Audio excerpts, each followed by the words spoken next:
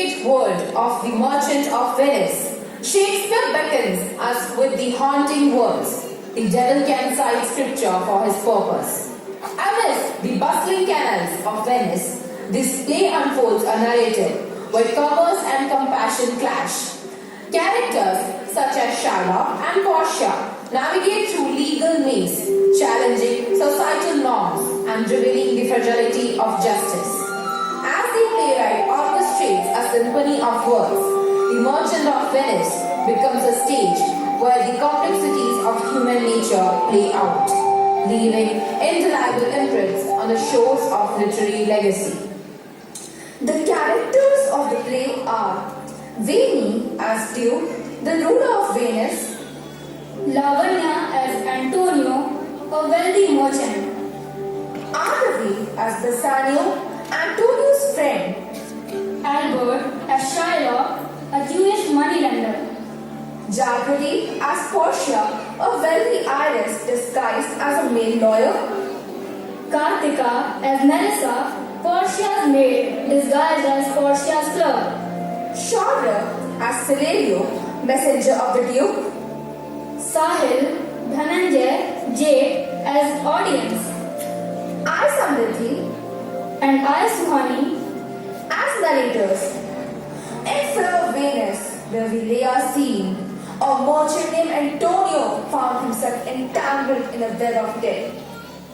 Antonio, you stand accused by Shylock of failing to repay a loan. What say you?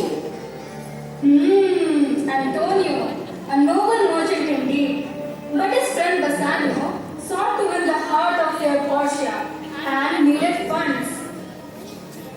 I have heard your grace had taken great pains to qualify his rigorous course, as since he stands obdurate and that no lawful means can carry me out of his envy's reach. I do oppose my patience to his fury, and am armed to suffer with the quietness of spirit the very tyranny and rage of his. I admit I cannot repay the money, but Shylock, he insisted on a cruel agreement, and if I fail to repay the money, he would take a pound of flesh from my body. Your Grace, this is no answer. This is madness. Antonio is a good man. Excuse the current for thy cruelty. Please have mercy on him. Every offense is no hate at first. I'm sorry for thee, though I came to answer a stony adversary, an inhuman wretch incapable of pity from any dram of mercy. Go on and guide you into the court. He is ready at the door. Here he comes, my Grace. The law is on my side. He signed the agreement and I demand for my pound of flesh. True, to secure the loan, Antonio approached Shylock, a cunning money lender, with a thirst for revenge.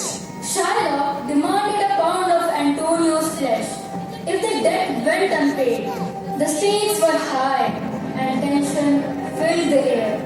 Meanwhile, in Belmont, Portia devised a clever plan to test her suitors and find the one worthy of her love. Her cascades, gold, silver, and lead posed a challenge to those seeking her hand. Only the right choice would claim her. Back in Venice, the courtroom buzzed with the anticipation as Shylock pressed for his pound of flesh, invoking a perilous bond. This court cannot condone such barbarity. Surely there is another way. I want nothing but what is rightfully mine. The law must be upheld and it's my right to take what's mine. Such a shame, Antonio. You betrayed me. But Portia, disguised as a legal scholar, entered the scene. A dramatic trial unfolded, challenging the very nature of justice.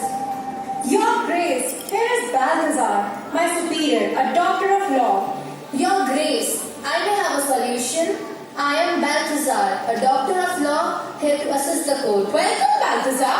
What wisdom do you bring? Your Grace, here are some reviews of bond made by my superior in defense of Antonio. I request you to please verify it. I have reviewed the bond and I find it quite curious. It specifies a pound of flesh but not a single drop of blood. How did Shylock take Antonio's flesh without spilling the blood? We support Antonio. This bond is merciless. It's against humanity. Merciless, merciless, hatred, hatred. This is unfair, my lord. The bond is clear. The law is a delicate thing, Shylock. It demands not only justice but also mercy. We do all pray for the mercy, and the same prayer don't teach us all to render the deeds of mercy. If Shylock takes Antonio's flesh with blood, it will simply break the law, my lord. I have spoken thus much to mitigate the justice. The strict court of Venice must give a sentence against the merchant over here. That's all, my lord. Then I am denied my justice. After all the efforts and trust that I gave Antonio, he turned out to be betrayer. Such a shame on you, Antonio. Not justice, Shylock, but vengeance. True justice is tempered with mercy. You may have your money twice over Antonio, but you can't take his flesh. Justice has been served, though by a hair's breadth. Antonio, you walk free. Shylock, the greed has brought you the ruin.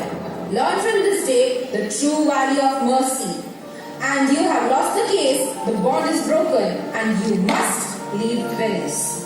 Oh, dear Father in heaven, justice is finally served.